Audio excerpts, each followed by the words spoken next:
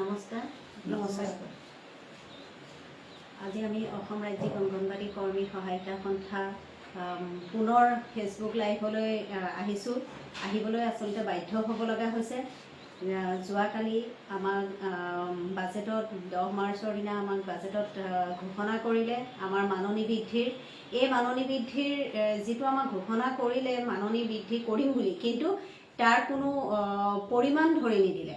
আচলতে আমি ভাবিছিলোঁ, এইবাৰ বহু আশা কৰি আছিলোঁ, এইবাৰ বাজেটত আমাৰ অংগনবাড়ীসকলৰ ওপৰত কিবা এটা ভাল বিবেচনা কৰি আমাৰ ভাল মাননি বৃদ্ধিৰ এটা ব্যৱস্থা কৰিব। কিন্তু ব্যৱস্থাটো ঠিকেই কৰিলে, কিন্তু পৰিমাণটো ঘোষণা নকৰিলে। তাৰ বাবে আজি আমাৰ অসমৰ গোটেই অংগনবাড়ী কৰ্মী সহায়িকা চিন্তিত হৈ পৰিছে।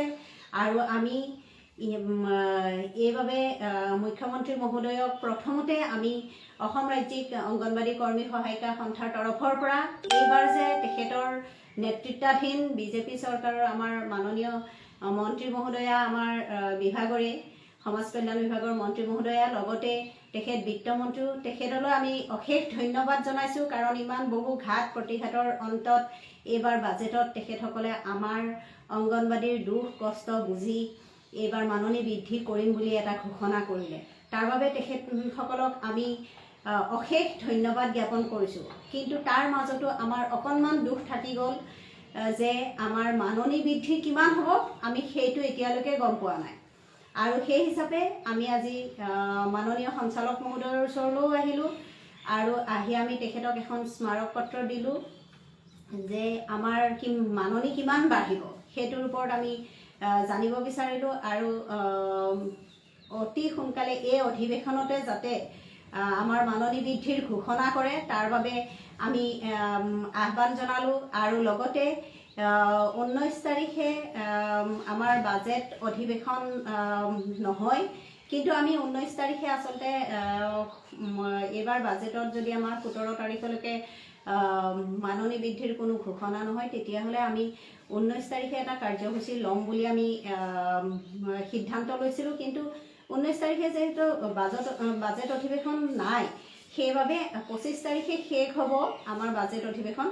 এই 25 তাৰিখৰ ভিতৰত যদি আমাৰ মাননি বৃদ্ধিৰ কোনো ঘোষণা নহয়, তেতিয়াহ'লে হয়তো আমি আকৌ প্ৰতিবাদী কাৰ্যসূচী ল'বলৈ বাধ্য হ'ম। এইখিনি ক'লোঁ। আৰু মোৰ লগতে আছে আমাৰ অঞ্জলি বাইদেউ, সহ সম্পাদিকা, তেখেতেও দুআষাৰ ক'ব। হয়, নমস্কাৰ। আমাৰ গোটেই অসমৰ অংগনবাড়ী কৰ্মী সহায়িকা সন্থা বান্ধৱীসকললৈ আন্তৰিক অভিনন্দন তথা বৈপ্লৱিক অভিনন্দন জনাইছোঁ। আজি আমি অতি দুখেৰে আকৌ ফেচবুক লাইভ কৰিবলৈ আহিছোঁ, কিন্তু দুখৰ মাজতো আমাৰ এটা সুখৰ খবৰ আমি শেহতীয়াকৈ হ'লেও পাইছোঁ। যোৱাকালি 10 মাৰ্চত আমাৰ বাজেট যি ঘোষণা কৰিলে বিত্তমন্ত্ৰী, আমাৰ সমাজ কল্যাণ মন্ত্ৰী মহোদয়াই, যিয়ে নহওক আমাৰ ইমান দুখ কষ্টৰ মাজত ইমান আন্দোলনৰ ভিত্তিত তেখেতে যে এটা ঘোষণা কৰিছে, কিন্তু ঘোষণাটো তেওঁ আমি ভবাৰ দৰে নকৰিলে। সেয়েহে আমি দুখিতৰ লগতে আমি বহুত চিন্তিতও হৈছোঁ। আৰু সেইকাৰণে আজি আকৌ আমি সঞ্চালক মহোদয়ৰ ওচৰলৈ দৌৰি আহিছোঁ, আমাৰ অসমৰ বিষয়ববীয়াসকল। গতিকে আমি তেখেতক অতি দুখেৰে জনাইছোঁ, আমাৰ সঞ্চালক মহোদয়ক, যে আমাৰ যি মাননি বৃদ্ধিৰ তেওঁ বাজেটত ঘোষণা কৰিলে, গতিকে আমাক কিমান দিব, অন্ততঃ সেই কথাখিনি ক'বৰ কাৰণে এবাৰ সঞ্চালক মহোদয়ে যাতে আমাৰ বিত্তমন্ত্ৰী মহোদয়ৰ লগতে আমাৰ সমাজ কল্যাণ মন্ত্ৰী মহোদয়ক এবাৰ তেখেতে জনায়। আমি 17 তাৰিখলৈ যিখন তেখেতক লিখিত আমি স্মাৰক পত্ৰ আজি প্ৰদান কৰিছোঁ, তাত আমি লিখি দিছোঁ যে 17 তাৰিখৰ ভিতৰত আমাক কিমান মাননি বৃদ্ধি কৰিছে সেই পৰিমাণটো যাতে আমাক জনায়। আৰু 25 তাৰিখলৈ যিহেতু বাজেট অধিৱেশন চলিয়ে থাকিব, গতিকে 25 তাৰিখৰ ভিতৰত হ'লেও আমাক জনাব লাগে। আমি পুনৰবাৰ অসম ৰাজ্যিক অংগনবাড়ী কৰ্মী সহায়িকা সন্থাৰ তৰফৰ পৰা আমি অনুৰোধ জনাইছোঁ। গতিকে সকলো বান্ধৱীকে আমি অনুৰোধ জনাইছোঁ যে আমাৰ অসমৰ সকলো অংগনবাড়ী কৰ্মী সহায়িকা সন্থা কালি বাজেটৰ যি ঘোষণাৰ পিছত বহুত চিন্তিত আৰু দুখিত হৈছে। আপোনালোকক আমি অনুৰোধ জনাইছোঁ, আমি যদি এনেকৈ হতাশাত ভোগো বা আমি যদি এনেধৰণৰ কিছুমান কথা প্ৰকাশ কৰোঁ, আপোনালোকক অশেষ আন্তৰিকতাৰে আহ্বান জনাইছোঁ যাতে অসম ৰাজ্যিক অংগনবাড়ী কৰ্মী সহায়িকা সন্থা সদায় এনেকৈ মজবুত হৈ থাকে, ঐক্য হৈ থাকে। এনেধৰণৰ কিছুমান উৰা বাতৰি শুনি যাতে কোনেও ভাঙি নপৰে তাৰ বাবে আপোনালোকক আমি আহ্বান জনাইছোঁ এই ফেচবুক লাইভৰ দ্বাৰাই। আৰু আমাৰ পৰৱৰ্তী কাৰ্যসূচী যাতে আমি সুকলমে চলাই নিব পাৰোঁ। 25 তাৰিখৰ ভিতৰত যদি আমাৰ মাননি বৃদ্ধিৰ ঘোষণা অন্ততঃ আমাক কিমান দিব সেই ঘোষণা যদি তেখেতসকলে নকৰে, পৰৱৰ্তী কাৰ্যসূচী আমি কেনেদৰে আগুৱাই নিম আৰু কেনেদৰে কৰিলে ভাল হ'ব আপোনালোক সকলোৰ পৰা পৰামৰ্শ বিচাৰিছোঁ। এইখিনিয়ে মই কৈছোঁ। আপোনালোকলৈ অশেষ ধন্যবাদ জনাইছোঁ পুনৰবাৰ। অঞ্জলি বাইদেউলৈ ধন্যবাদ জনালোঁ। এবাৰ আমাৰ উপ সভানেত্ৰী ললিতা কলিতা বাইদেউ আছে, তেখেতে দুআষাৰ বক্তব্য ৰাখিব। আজি আমি যিহেতুকে সঞ্চালক নমস্কাৰ, আমি যিহেতুকে সঞ্চালক মহোদয়ৰ ওচৰত গৈছোঁ আৰু তেখেতে নাজানো বুলি কৈছে, কিমান পৰিমাণ দিব সেইটো নাজানে আৰু মিনিষ্টাৰে ঘোষণা কৰিব বুলি কৈছে বাজেটত। যিহেতুকে বাজেটত ঘোষণা এতিয়ালৈকে পৰিমাণটো ঘোষণা কৰা আমাৰ ছোৱালী চিন্তিত হৈছে কিমান দিব আমাক পৰিমাণটো।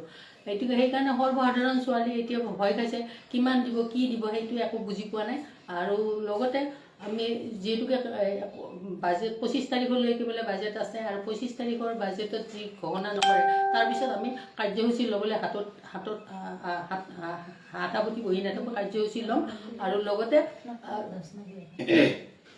লগতে আমি সৰ্বসাধাৰণ ছোৱালীক আমাৰ লগত সহযোগ ঐক্যবদ্ধ হৈ আমি যাতে আমাৰ ৰাজ্যিক সন্থাটোক মজবুত কৰে তাৰ বাবে মই সকলো কৰ্মী সহায়িকা বান্ধৱীসকলক, অসম ৰাজ্যিক অংগনবাড়ী কৰ্মী সহায়িকা বান্ধৱীসকলক আহ্বান জনাইছোঁ। এইখিনি কৰিম।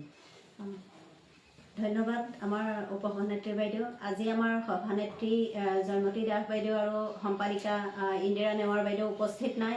উপস্থিত মানে তেখেতৰ ব্যক্তিগত কিছুমান অসুবিধাৰ বাবে আজি তেখেতসকল আহিব পৰা নাই। তাৰ বাবে আমি বিষয়ববীয়াসকলে আজি এই ফেচবুক লাইভত আহিব লগা হ'ল। তাৰ বাবে আমাৰ কৰ্মী সহায়িকা সকলোৱে যাতে আমাক সহযোগ কৰে আৰু সন্থাৰ একত্ৰীকৰণত যাতে আপোনালোকে সকলোৱে সহায় সহযোগিতা আগবঢ়ায়। আপোনালোকে যাতে নিজে হতাশ নহয়, কাৰণ এই আন্দোলনৰ সময়ত ইমান ঘাট প্ৰতিঘাতৰ মূৰত ইমান বৃহৎ আন্দোলন 2 বছৰৰ মূৰত এই অক্টোবৰত আমাক এইজন সঞ্চালক মহোদয়ৰ নেতৃত্বত হয়তো আমাৰ মাননি বৃদ্ধি এবাৰ হ'ব। 1 অক্টোবৰৰ পৰা আমাক দিম বুলি যেতিয়া কৈছে তেতিয়াহ'লে আমি মাননি বৃদ্ধিৰ আশা কৰিছোঁৱেই।